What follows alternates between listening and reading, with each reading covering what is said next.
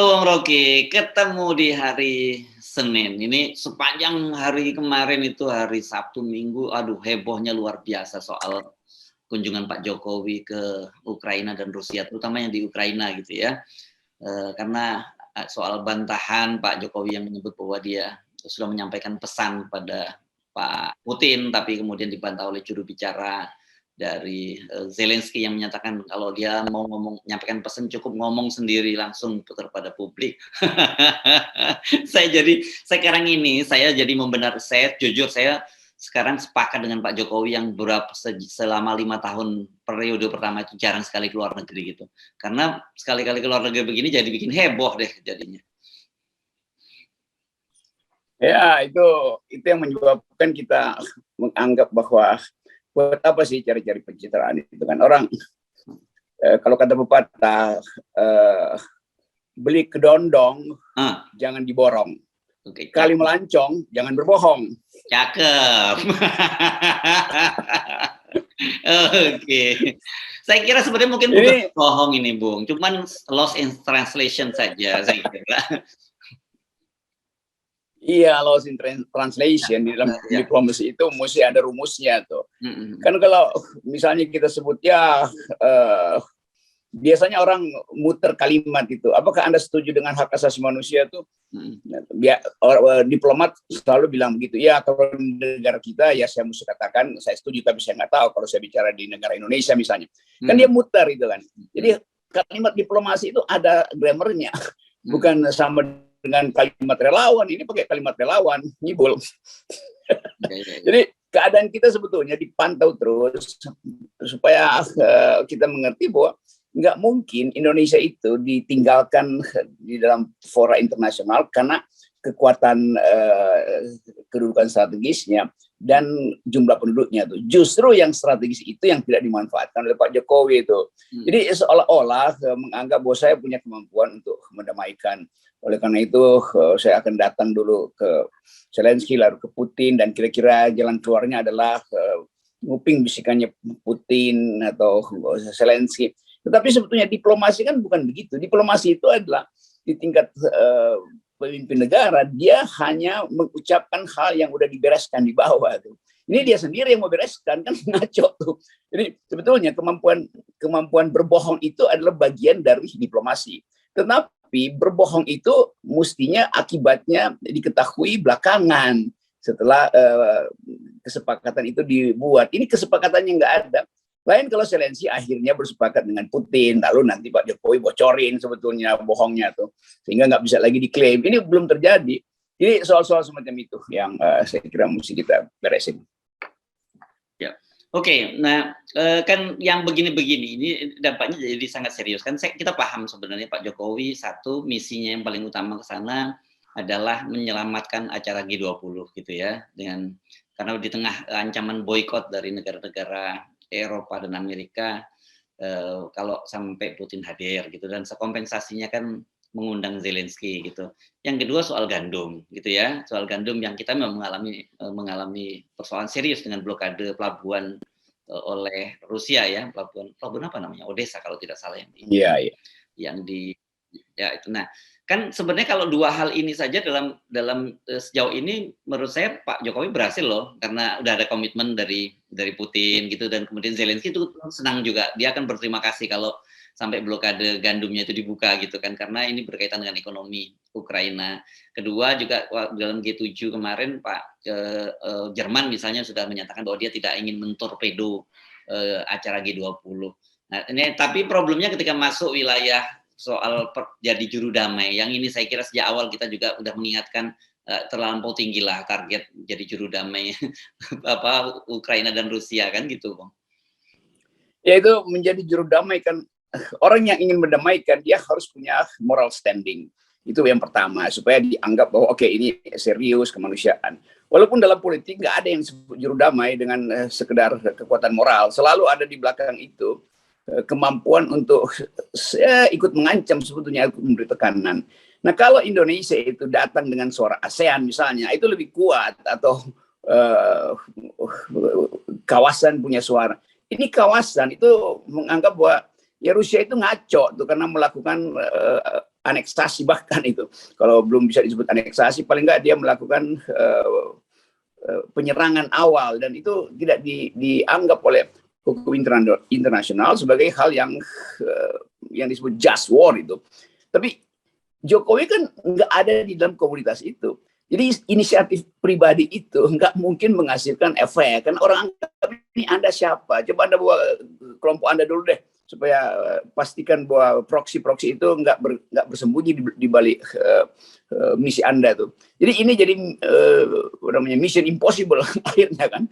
Nah, Pak Jokowi akhirnya missing in action. di dalam percaturan global dia hilang aja begitu, dan nggak di. Kalau bangsa Indonesia mungkin ya merasa ya udah Pak Jokowi memang begitu sifatnya tuh, berupaya untuk cari headline. Tapi kan dia ditertawakan oleh negara-negara tetangga tuh, Malaysia, Singapura segala macam juga itu udah dibilangin sih kira-kira begitu. Ini ngapain sih ini anak kecil mondar-mandir ke wilayah berbahaya tuh. Jadi kira-kira itu sinopsisnya tuh. Dan kita akhirnya menemukan bahwa kemampuan diplomasi kita akhirnya makin lama makin rendah tuh. Jadi bukan kita ngeledek, kita marah karena kita bakal diledek oleh dunia, apalagi oleh tetangga. Malaysia mungkin lagi ketawa-ketawa tuh, Singapura lagi ketawa-ketawa tuh, kan jengkel kita kan. Atau presiden Filipina yang baru bilang, ya mestinya udahlah selesaiin dulu dalam negeri. Jadi WA di antara kepala negara ASEAN itu justru memalukan kita tuh. Kita bisa bayangin isi WA-nya kan, gila dia bohong loh gitu. Ya. Saya sepakat itu. Benar, kita kan bagaimana kita muka kita ditaruh kan. Sekali lagi tetap saja Pak Jokowi itu adalah presiden kita, presiden Indonesia gitu. Ya kan muka kita di dalam politik luar negeri, kalau wajah kita itu disorot, itu artinya kita high profile atau low profile kan.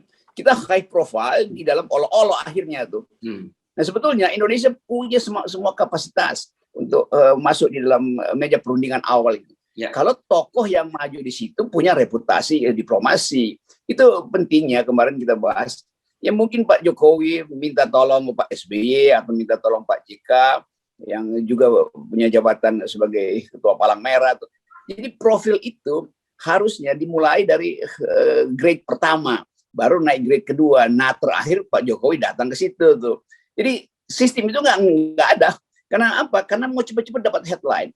Dan sangat mungkin Pak Jokowi karena lagi kesel sama Ibu Mega, lalu berupaya untuk cari sensasi di luar negeri. Begitu pulang Ibu Mega bilang, gue udah bilang lu petugas doang, mestinya lapor ke saya dulu tuh. Jadi hal-hal semacam itu yang dalam hierarki diplomasi tidak dilakukan oleh pemerintah Indonesia. Nah kejebloslah kita di situ, malulah muka kita. Kan iya. Juga koran yang nggak tahu malu rupanya yang tetap ingin membela. Nanti kita bahas soal itu. Kita bahas secara serius karena itu serius juga. Jadi yang Anda usulkan itu semacam special envoy gitulah ya, utusan khusus gitu ya, dan setelah ini mulus mungkin baru Pak Jokowi jangan kalau sekarang ini kan Pak Jokowi seperti terjun bebas gitu ya. Iya, terjun bebas dan parasutnya nggak kebuka, itu artinya terjun konyol namanya. Dan ya udah kita anggap aja bahwa ya udah kecelakaan, nggak usah lagi dibela-bela oleh buzzer segala macam. Semakin dibela itu semakin malu aja. Masa kita membela sesuatu yang betul-betul absurd, yang akhirnya jadi pertengkaran internasional. Yang benar dibisikin apa titipan aset politik luar negeri kita akhirnya dipermainkan dan jadi barang rongsokan di dalam global politics. Saya kira justru di sini yang dapat gains banyak itu Presiden Putin ya. Karena kita lihat bagaimana cantiknya mereka memainkan ketika juru bicara Zelensky membantah soal itu, Rusia mencoba menyelamatkan, tapi cerdas ya, dengan tidak berbohong. Yang dia cuma menyatakan yang saya bawa itu bukan pesan tertulis, itu saja yang bisa saya konfirmasi. Dari situ kan dia nggak berbohong. Kan dia bilang dia tidak menyebutkan ada soal pesan tertulis, pokoknya bukan tertulis gitu. Yang kedua, saya kira Pak Putin, sinyal dari Pak Putin itu sebenarnya jelas, dia menyatakan saya senang ada di sini, dan kemudian mengingatkan bahwa di masa ketika Indonesia masih muda dulu, Rusia itu banyak membantu para insinyur kami membangun jaringan transportasi, membangun rumah sakit dan sebagainya. Ini kan harus kita lihat itu bagian dari perang pengaruh ya, dan bagaimanapun Putin memperhitungkan Indonesia di kawasan ini gitu dalam geopolitik global ketika bermusuhan dengan blok NATO? Ya kita tahu bagaimana Rusia membantu, bahkan waktu penentuan apa namanya PPRA di pendapat Papua ya. itu. Penentuan pendapat itu Putin, bukan Putin, Rusia itu berpihak pada Indonesia itu, melawan Belanda sebetulnya. Dan kita mengerti bagaimana Rusia menganggap ya Anda sebetulnya itu harusnya merasa junior lah, supaya apalagi bukan sekedar dalam sejarah tapi secara profil militer itu kan Indonesia nggak dianggap itu. Dan Putin tahu ya Anda punya banyak pesawat tapi kita tahu pesawatnya tuh unequipped gitu, nggak tidak dipersenjatai sebetulnya tuh. Nah karena itu kalau Anda datang dengan kapasitas moral maka harusnya di dalam negeri bebas.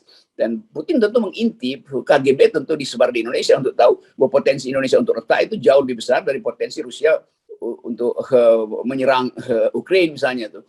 Jadi kekacauan di Indonesia menurut Rusia lebih besar daripada kekacauan Rusia dan Ukraina. Rusia dan Ukraina itu ya itu betul-betul pertarungan untuk menunjukkan siapa yang punya power dan siapa yang punya koneksi. Atau proxy war-nya udah nggak bisa dilakukan, akibatnya Ukraina dan Ukraina oleh Rusia dianggap itu NATO sebetulnya yang ngadapin gue, bukan Ukraina.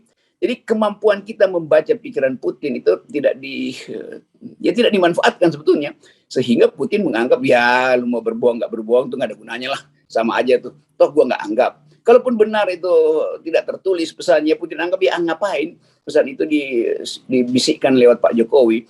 Kira-kira Putin bilang begitu, bahkan lewat Turki aja saya nggak peduli kok, apalagi lewat Indonesia tuh. Jadi hal semacam itu yang kita sebut sebagai power play itu membutuhkan kematangan, dan untuk bermain kekuasaan global ya mesti punya kecerdasan.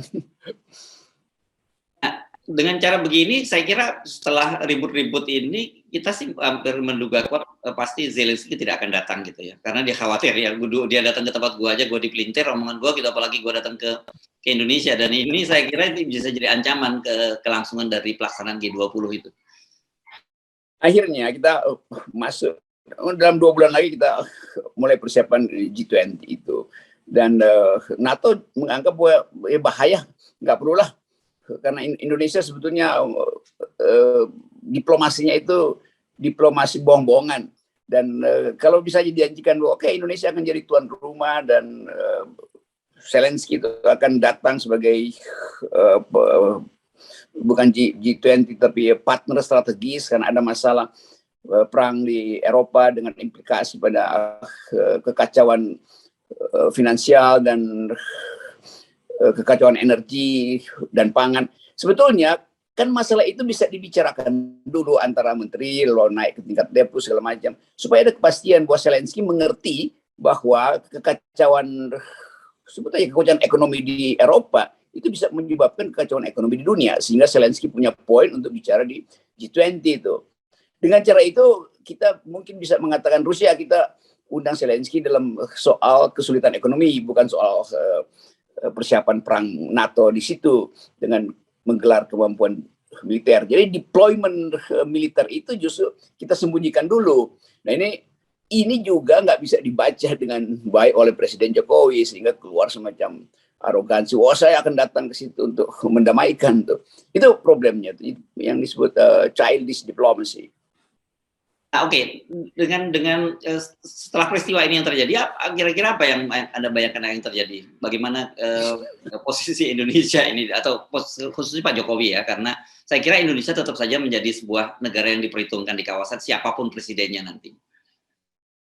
Ya mungkin Pak Jokowi nggak merasa bersalah atau merasa biasa-biasa aja, karena dia nggak ngerti apa yang sebetulnya dia bicarakan dengan Zelensky dan akibatnya bagi G20 itu, atau dengan Putin yang akhirnya Putin angka udah pulang aja deh, nanti saya jamin bahwa suplai bahan makanan nggak akan terganggu buat Indonesia tuh, supaya Indofood dan Indomie masih bisa beroperasi tuh. Jadi poin ini yang kita sesalkan. Sebenarnya bukan kita sesalkan, dari awal kita udah duga bahwa ini akan bikin blunder lagi nih Pak Jokowi ini.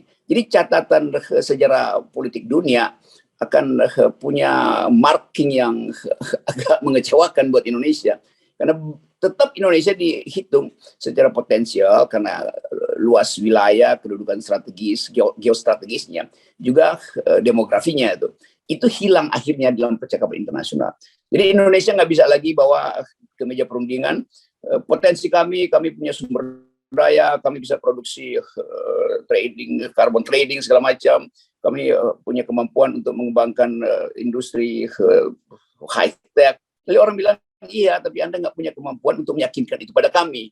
Lalu orang ingat, ya buktinya gagal di dalam soal yang paling strategis di Eropa. Jadi ketidakmampuan meyakinkan itu betul-betul disinsentif dalam politik luar negeri kita nanti. Nah, karena saya mengamati di media sosial ini sudah trending tagar Jokowi bikin malu ya. Tapi saya kira kita mesti kita pisahkan ya bahwa antara Pak Jokowi dengan Indonesia. Karena serius kita mesti menyadari ini sayang kalau bahaya kalau kita tidak menyadari potensi kita sebagai sebuah negara besar, sebagai Muslim terbesar di dunia, sebagai yang Anda sebut tadi letak geografisnya sangat penting dalam geopolitik global gitu. Indonesia ini tetap saja sebenarnya sebuah negara besar. Tinggal bagaimana kita potensi kita itu kita eksploitasi dengan bagus. Dan yang selalu kita bahas kan berkaitan ini dengan soal siapa calon figur presidennya yang dengan cara seperti sekarang, dengan sistem yang seperti sekarang, bukan kita kembali lagi ke 0%, bukan semata-mata itu ya, tapi realitas ini memaksa kita untuk melihat ini loh realitasnya kalau kita melakukan proses pemilihan presiden dengan cara yang seperti sekarang ini. Ya itu pentingnya, mulai sekarang kita ingatkan para capres ini bahwa kapasitas untuk memimpin Indonesia itu satu poin, kapasitas untuk memimpin dunia itu poin yang lain tuh. Nah karena ini negara besar, maka pemimpin ke depan juga mesti punya otak yang besar gitu. Kira-kira itu simpulannya. Tetapi kita memulai peristiwa pemilu ke depan itu dengan kapasitas yang kecil. Dan threshold itu tetap membuat kita hanya bisa menghasilkan orang dengan kapasitas kecil itu. Karena nggak diuji di dalam medan pertarungan pikiran. Lain kalau misalnya thresholdnya 0, maka semua potensi ada di depan meja kita, lalu orang tonton. Nah, nonton perdebatan yang jujur itu menyebabkan kita punya harapan. Jadi kita nggak membeli kucing dalam karung kalau memilih presiden, bahkan kita sebetulnya membeli kucing dalam karung bolong, udah kelihatan kualitas kucingnya kan. Jadi soal-soal macam ini yang jadi pelajaran aja bahwa ada sejarah politik internasional atau sejarah politik Indonesia di bidang luar negeri yang gagal, dan itu wakil presiden Hatta dulu bilang mendayung di antara dua karang. Ya. Sekarang kita nabrak dua karang gitu. Ya. Nah sekarang makin clear kan ya kenapa kita selalu gembar-gembor 0%. Karena itu tetap penting 0% supaya kita tidak dibuat malu di pentas dunia. Yes, nolkan threshold agar supaya kita bisa bangga bahwa kita punya sistem demokrasi yang jujur.